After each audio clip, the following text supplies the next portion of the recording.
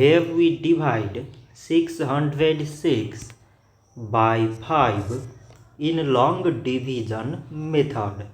So 5 times 1 is 5. On subtracting we get 1. So now we put down this 0 and it is 10. So 5 times 2 is 10. On subtracting we get 0. So again we put down this 6 and 5 times 1 is 5. On subtracting we get 1. So now we have no any other number to put it down. So we take here decimal so that we place 0.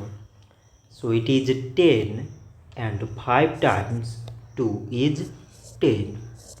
On subtracting we get 0. So 606 divided by 5 is 121 decimal 2. So this much for today and thanks for watching.